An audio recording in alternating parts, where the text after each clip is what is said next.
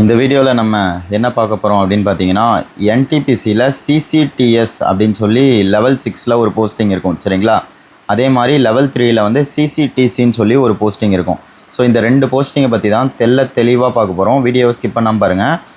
நீங்கள் ஆசைப்படுறீங்களா டிடி ஆகணும் டிசி ஆகணும், அந்த போஸ்ட்லாம் இது கீழே தான் வரும். நான் தெளிவாக சொல்கிறேன். அதுக்கு முன்னாடி வந்து எக்ஸாம் வந்து பார்த்தீங்கன்னா டிகிரி முடித்தவங்க அப்ளை பண்ணலாம், 12th முடித்தவங்க அப்ளை பண்ணலாம். வேக்கன்சி எவ்வளோன்னு சொல்லி நிறைய வீடியோவில் சொல்லிட்டேன். 8800 கிட்ட வேக்கன்சி இருக்குது. ஸோ வந்து அப்ளை பண்ணுற டேட் வந்து பார்த்திங்கன்னா இந்த மாதம் 21க்கு மேலே தான் நீங்கள் அப்ளை பண்ண முடியும். எனி டிகிரி முடிச்சிருக்கலாம், 12th முடிச்சிருக்கலாம், நீங்கள் வந்து எலிஜிபிள் அப்ளை பண்ணிக்கலாம். ஸோ இதுக்கு வந்து பார்த்திங்கன்னா லாஸ்ட் எக்ஸாம் ஜஸ்ட்டில் விட்டவங்களும் இந்த எக்ஸாம் எழுதுவாங்க சரிங்களா. புதுசாக நிறைய பேர் எழுதுவாங்க. போன 2019 மெயின்ஸ் எழுதினவங்க கூட எழுதுவாங்க. ஸோ இந்த மாதிரி நிறைய காம்படிஷன் இருக்கும் இந்த என்டிபிசி எக்ஸாமுக்கு மட்டும். ஏன் அப்படின்னு பார்த்தீங்கன்னா மற்ற எக்ஸாம் இந்த ஜேஇ ஏஎல்பி அதெல்லாம் எடுத்துக்கிட்டிங்கன்னா டெக்னிக்கல் குவாலிஃபிகேஷன். அதனால் வந்து அங்கேயே உங்களுக்கு வந்து அப்ளை பண்ணுறவங்களோட லெவலே வந்து கம்மியாக போயிடும். இந்த இடத்துல வந்து எனி டிகிரி 12ன்னும் போது எல்லாருமே இதை தாண்டி தான் வந்திருப்பாங்க சரிங்களா. 12th தாண்டி தான் வந்திருப்பாங்க. அதே மாதிரி எல்லாருமே ஏதாவது ஒரு டிகிரி முடிச்சிருப்பாங்க. ஸோ ஆட்டோமேட்டிக்காக வந்து அப்ளை பண்ணும் போதே இந்த போஸ்டிங்க்கெலாம் வந்து காம்படிஷன் அதிகமாகிடுது. அதே மாதிரி டெக்னிக்கல் போஸ்ட் வந்து நிறைய பேர் வந்து விரும்ப மாட்டாங்க. ஈவன் இன்ஜினியரிங் முடித்த நிறைய பேர் வந்து பார்த்திங்கன்னா நான் டெக்னிக்கல் போஸ்டிங் தான் வந்து பிடிக்கும் நிறைய பேருக்கு. ஏன்னா வந்து டெக்னிக்கல்னால் என்னன்னே தெரியாமல் படிச்சிருப்பாங்க. நானும் அப்படி தான் படித்தேன், அதுக்காக சொல்கிறேன். இந்த எக்ஸாமுக்கு வந்து அதனால் நீங்கள் வந்து நோட்டிஃபிகேஷன் வரட்டும், வந்தோடனே ஸ்டார்ட் பண்ணலாம் அப்படின்ட்டு இருக்காதீங்க. 21ஆம் தேதி நோட்டிஃபிகேஷன் வந்துடும். வந்தோடனே நான் எப்படி அப்ளை பண்ணலான்னு வீடியோ போட்டுருவேன்.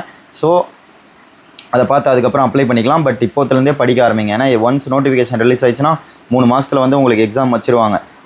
ஆப்பர்ச்சுனிட்டி கிடைக்கும் போது யூஸ் பண்ணிக்கோங்க சரிங்களா. நிறைய பேர் வந்து எப்படி டிடி ஆகணும்னு கேட்டே இருந்தீங்க. இப்போ அந்த ஆப்பர்ச்சுனிட்டி வருது, அப்போ யூஸ் பண்ணிக்கோங்க. இனிஷியலாக இப்போலேருந்தே படிக்க ஆரம்பிங்க. உங்களுக்கு எப்படி படிக்கணும்னு தெரிஞ்சால் பிரச்சனை இல்லை. நீங்கள் உங்கள் ஓன் வேலை படிங்க, பாஸ் பண்ணுங்கள். அதே உங்களுக்கு இது வரைக்கும் நீங்கள் இப்போ தான் பிகினர் சரிங்களா. ஏன்னா ஆல்ரெடி படிக்கிறவங்க வந்து அவங்க ஒரு மெத்தட் வச்சுருப்பாங்க சரிங்களா. ஸோ அதை வந்து அதே ஃப்ளோலே போங்க. ஆல்ரெடி நீங்கள் வந்து நல்லா இப்போ ப்ரிப்பேர் பண்ணி ஒரு 70 மார்க் 60 மார்க் ரேஞ்சில் வந்து எடுக்கிறீங்கன்னா ஓகே. இதுக்கு மேலே வந்து உங்களுக்கு வந்து ப்ராப்பரான கோச்சிங் தேவையில்ல. எல்லா டாபிக் மட்டும் தான் வந்து நீங்கள் வந்து கவர் பண்ணணும், எதெல்லாம் மிஸ் பண்ணியிருக்கீங்களோ. இல்லை நீங்கள் கம்ப்ளீட்டாக பிகினராக இருக்கீங்க, இந்த எக்ஸாம் பற்றி ஐடியாவே இல்லைனா பிளாங்காக நம்மளோட கோர்ஸை ஃபாலோ பண்ணுங்கள். ஈஸியாக வந்து எக்ஸாம் வந்து பாஸ் பண்ணலாம் சரிங்களா. ப்ளே ஸ்டோர் போங்க, ரயில்வேஸ் தமிழ் அப்படின்னு சொல்லி ஆப் இருக்கும். அந்த ஆப்பை வந்து டவுன்லோட் பண்ணுங்கள் ஓகேங்களா. அந்த ஆப்பை டவுன்லோட் பண்ணிங்கன்னா அதில் ஆர்ஆர்பி என்டிபிசி அப்படின்னு சொல்லி கோர்ஸ் இருக்கும். 1300 rupees கிளாஸஸ்ஸு. அதுக்கப்புறமா வந்து number of test series around 800+ test series எல்லாமே சேர்த்து 1300 rupees. உங்களுக்கு அதில் வந்து மேக்ஸு, ரீசனிங், ஹிஸ்ட்ரி, பாலிட்டி சரிங்களா, ஜாகிரஃபி, அது மாதிரி ஸ்டாட்டிக் ஜிகே எல்லாமே, சயின்ஸ் வந்து என்சிஆர்டி புக்கு எந்த அளவுக்கு தேவை, அதே மாதிரி அப்ஜெக்டிவ் எந்த அளவுக்கு தேவை எல்லாமே உங்களுக்கு வந்து பக்காவாக தெளிவாக டீச் பண்ணியிருப்பேன். அதே மாதிரி டெமோ பார்த்துட்டே கூட நீங்கள் பர்ச்சேஸ் பண்ணலாம். கண்டென்ட் வந்து இங்கிலீஷில் தான் இருக்கும், டீச் பண்ணுற லாங்குவேஜ் தான் தமிழில் இருக்கும் சரிங்களா. ஸோ இன்ட்ரெஸ்டடாக இருக்கவங்க பர்ச்சேஸ் பண்ணிக்கோங்க. 1300 rupees.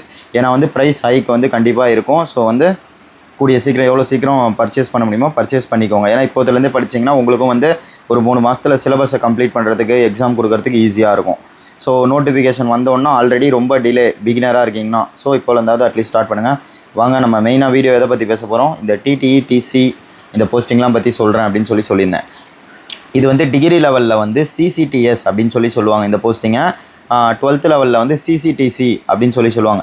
12th லெவலுக்கும் டிகிரி லெவலுக்கும் என்ன டிஃப்ரென்ஸ், வேலை டிஃப்ரென்ஸா அப்படின்னு கேட்டிங்கன்னா, இல்லை உங்களோட மரியாதை லெவல் குறைதா அப்படின்னு கேட்டிங்கன்னா எதுவுமே கிடையாது. சேலரி மட்டும்தான் டிஃபர் ஆகும்.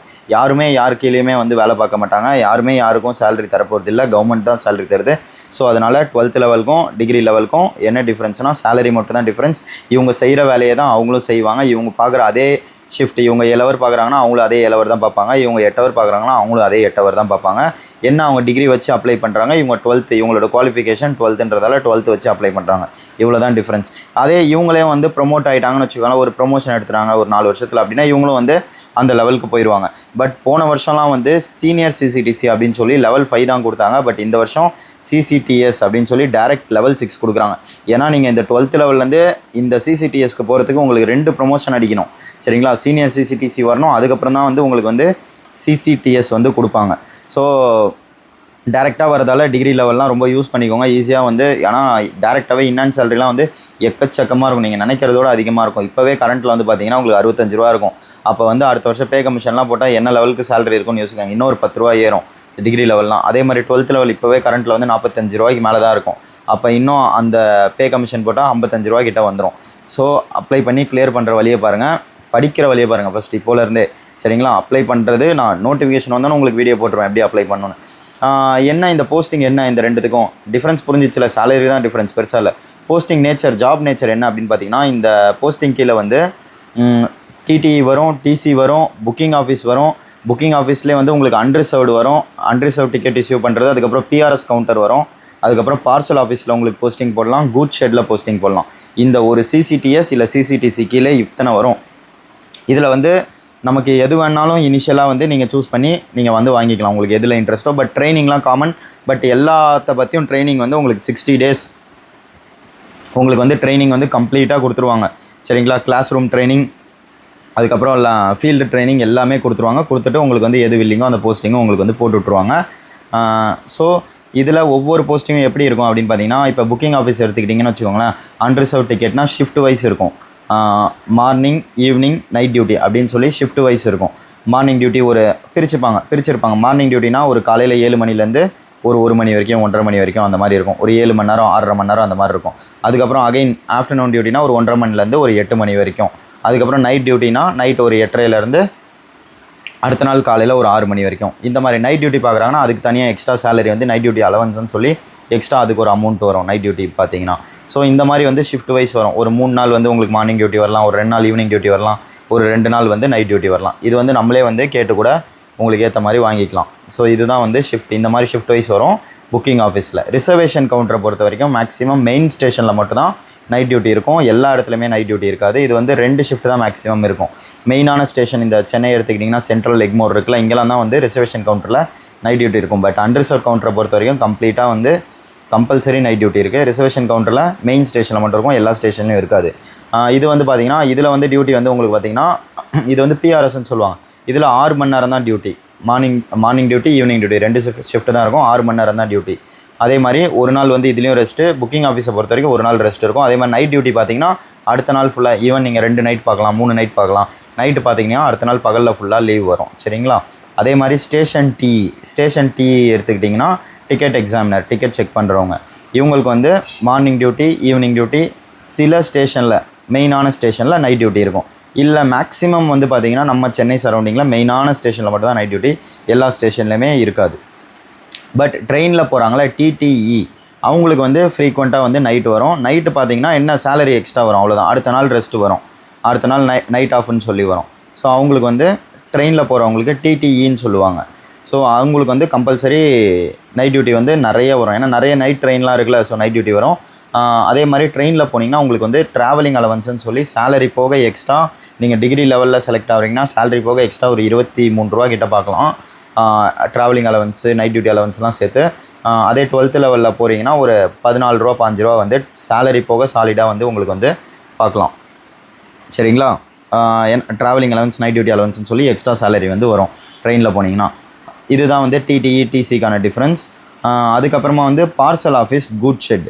பார்சல் ஆஃபீஸ் என்ன அப்படின்னு பார்த்தீங்கன்னா, இந்த நிறைய பேர் பார்த்துருப்பீங்க. இப்போ வந்து நீங்கள் இங்கேருந்து ஏதோ ஒரு ஊருக்கு போகிறீங்க, ஒரு பைக்கை வந்து நீங்கள் வந்து பார்சல் போட்டு வருவீங்க. நீங்கள் சென்னையிலேருந்து மதுரைக்கு போகிறீங்க, இல்லை நீங்கள் வந்து சென்னையில் வந்து படிக்க வந்திருக்கீங்க, உங்கள் ஊர் மதுரை, சரிங்களா? அங்கேருந்து நீங்கள் பைக்கை வந்து சென்னைக்கு உங்களோட பைக் எடுத்துகிட்டு வரணும்னா என்ன பண்ணுவீங்க? ட்ரெயினில் பார்சல் போட்டு விடுவீங்க. ஸோ அதுதான் வந்து பார்சல் ஆஃபீஸ். இந்த பார்சல் ஆஃபீஸ்லேயே வந்து இன்வெர்ட் பார்சல், அவுட்வெர்ட் பார்சல் அப்படின்னு சொல்லி 2 இருக்கும். இன்வெர்ட் பார்சல்னால் அங்கேருந்து வர பொருளெல்லாம் வந்து செக் பண்ணுறது. அவுட்வெர்ட் பார்சல்னால் இவங்க ஏற்றி அனுப்புறது எல்லாத்தையுமே வந்து கண்காணிக்கிறது. அது ஏற்றுறதுக்கு எல்லாத்துக்குமே வந்து கூலி போர்ட்டர்லாம் இருப்பாங்க. அதெல்லாம் நம்மலாம் பார்க்க மாட்டாங்க. என்ன பண்ணுவாங்கன்னா, எத்தனை கரெக்டாக எல்லாமே போதா, அந்த எப்படி சொல்கிறது, பக்காவாக கவுண்ட்லாம் பண்ணுவாங்க. இதெல்லாம் வந்து பார்சல் ஆஃபீஸில் உங்களுக்கு டியூட்டி போட்டால் நீங்கள் பார்க்கணும். சரிங்களா? ரிஜிஸ்டர் மெயின்டைன் பண்ணுறது, அதே மாதிரி அந்த பார்சலை சிஸ்டமில் புக் பண்ணுறது, இந்த மாதிரி வேலை தான் இருக்கும். பார்சலை சிஸ்டமில் புக் பண்ணுவீங்க, அதே மாதிரி வர பார்சல் வந்து கவுண்ட்லாம் கரெக்டாக இருக்கான்னு எண்ணுவீங்க. பட் உங்களுக்கு வந்து அதை ஏற்றுறது இறக்குறது இந்த வேலைலாம் இருக்காது. சரிங்களா? அதுக்கெலாம் வந்து செப்பரேட்டாக ஆளுங்க இருப்பாங்க, கான்ட்ராக்டில் இருப்பாங்க, கூலி போட்டர் இருப்பாங்க. இதுதான் வந்து பார்சல். சரிங்களா? ஃபார் எக்ஸாம்பிள் இப்போ வந்து ஒரு என்ன சொல்கிறது, நிறையா இந்த தெர்மாக்கோல் பாக்ஸ் ஃபுல்லாக மீன் ஏற்றுவாங்க, பார்த்துருப்பீங்க ட்ரெயினில். ஒரு 50 பாக்ஸ் ஏற்றுவாங்க. ஸோ இந்த மாதிரி இதெல்லாம் தான் வந்து பார்சல் ஆஃபீஸில் பார்ப்பாங்க. அதுக்கப்புறமா வந்து வேறு இப்போ கேரளாலேருந்து ஏலக்காய் அங்கேருந்து வரும், ஒரு பாக்ஸாக வரும். இதெல்லாம் பார்சல் போட்டு விடுவாங்க. இதுவே கூட்ஸ்னால் என்ன அப்படின்னு பார்த்தீங்கன்னா, கூட்ஸ்னால் ஒரு வண்டி ஃபுல்லாக ஒரே பொருள் இருக்கும் மேக்ஸிமம். இப்போ பார்த்தீங்கன்னா நம்மளோட இன்ஸ்டாவில் கூட நான் போட்டிருப்பேன் பாருங்க ஒரு வீடியோ, கார் லோடிங் வீடியோலாம் போட்டிருப்பேன் பாருங்க. அதெல்லாமே வந்து கூட்ஸில் வரும். ஒரு ட்ரெயின் ஃபுல்லாக வந்து அந்த ட்ரெயின் எப்படின்னா அதுக்குன்னே வேகன் இருக்கும், அதுக்குன்னே அந்த பாக்ஸ் வந்து கார் ஏற்றுறதுக்கு கூட்ஸுக்குனே வேகன் இருக்கும். ஒரு பெட்டிலையும் ஒரு 3 கார் ஏற்றுவாங்க. ஸோ இப்போ உண்டாய் அந்த மாதிரி கம்பெனி வந்து மேனுஃபேக்சர் பண்ணி இந்தியாவில் இருக்க எல்லா ஸ்டேட்டுக்கும் அனுப்புவாங்க. ஸோ இதெல்லாமே வந்து கூட்ஸ்னுவாங்க. அதே மாதிரி நிலக்கரி, ஒரு ட்ரெயின் ஃபுல்லாக நிலக்கரி ஏற்றிருப்பாங்க பாருங்கள். ட்ரெயின் ஃபுல்லாக கோதுமை ஏற்றுவாங்க, அரிசி ஏற்றுவாங்க, ட்ரெயின் ஃபுல்லாக. இது வந்து கூட்ஸ் பல்காக போகும். சரிங்களா? அதே மாதிரி உங்களுக்கு கூட்ஸ் ஷெட்லேயுமே வந்து போஸ்டிங் போடலாம். அங்கேயுமே வந்து ஷிஃப்ட் வைஸ் இருக்கும். பார்சல் ஆஃபீஸுமே வந்து உங்களுக்கு ஷிஃப்ட் வைஸ் இருக்கும். மார்னிங், ஈவினிங், நைட்டு எல்லாமே வரும். கூட்ஸ்லேயும் அதே மாதிரி மார்னிங், ஈவினிங், நைட்டு அதே மாதிரி வரும். ஸோ இந்த எல்லா போஸ்டிங்குமே வந்து உங்களுக்கு வந்து டிகிரி லெவலில் நீங்கள் இதில் ஏதாவது ஒரு போஸ்டிங் எடுக்கணும்னு வச்சிங்கன்னா சிசிடிஎஸ்ஸை சூஸ் பண்ணுங்கள். 12th லெவலில் பார்த்தீங்கன்னா சிசிடிசியை சூஸ் பண்ணுங்கள். அப்ளை பண்ணுறீங்கன்னா அவ்வளோதான். சரிங்களா? தெளிவாக புரிஞ்சிருக்கும்னு நினைக்கிறேன். இந்த ஜாப் நேச்சர் பற்றி, அப்ளை பண்ணுறதை பற்றி நான் சொல்கிறேன். படிக்கிறத ஸ்டார்ட் பண்ணிடுங்க. சரிங்களா? ஏன் இதெல்லாம் சொல்கிறேன்னா உங்களுக்கே ஒரு மோட்டிவேஷனாக இருக்கும். அப்போ தான் சரி ஓகே படிக்கணும், வேலை வாங்கணும் அப்படின்ட்டு. சரிங்களா? அதனால தான் தமிழில் வந்து மேக்ஸிமம் நிறைய பேர் யாருமே வந்து இந்த அளவுக்கு உங்களுக்கு வந்து தெளிவாக இதுதான் வேலை, இப்படி தான் இருக்கும்னு யாருமே சொல்லியிருக்க மாட்டாங்க. ஏன்னா நான் படிக்கும் போது நான் தேடுவேன் ஏதாவது ஒன்று கிடைக்குமா, ஒரு டிமோட்டிவாக இருக்கும்போது பார்ப்பேன், எதுவுமே கிடைக்காது. நார்த் இந்தியன் நிறைய பேர் போட்டிருப்பாங்க, பட் ஒன்றுமே புரியாது பேசுகிறது. ஒரு ஸ்டேஷனில் நின்று பார்க்க நல்லாயிருக்கும், யூனிஃபார்மில் பயங்கரமாக இருப்பாங்க, ஒரு கவுண்டரில் உட்காந்து, பட் அவங்க பேசுகிறதே நமக்கு புரியாது, என்ன சொல்கிறாங்கன்னு புரியாது. ஆனால் ஆன்னு பார்ப்பேன், அவ்வளோதான். பட் இப்போ வந்து தமிழில் நான் உங்களுக்கு வந்து அவ்வளோ அவேர்னஸ் கொடுக்குறேன். அவ்வளோ வீடியோ கிட்டத்தட்ட வந்து பார்த்திங்கன்னா இந்த ஒரு வேக்கன்சி ரிலீஸ் ஆகிருக்கு அப்படின்னு சொல்லியே கண்டிப்பாக இப்போ வரைக்குமே நிறைய பேருக்கு நம்ம தெரியப்படுத்தியாச்சு. லட்சக்கணக்கான பேருக்கு இன்னுமே வந்து இந்த வேக்கன்சி வந்து முடிகிறதுக்குள்ளே நிறைய பேருக்கு வந்து நம்ம வந்து ஒரு அவேர்னஸ் கொடுக்குறோம். சரிங்களா? ஃபர்தர் அப்டேட்ஸ்க்கு நம்மளோட ஐடியா ஒரு ஃபாலோ போட்டு வச்சுக்கோங்க மக்களே. அடுத்த ஒரு வீடியோவில் பார்ப்போம். Bye bye, take care.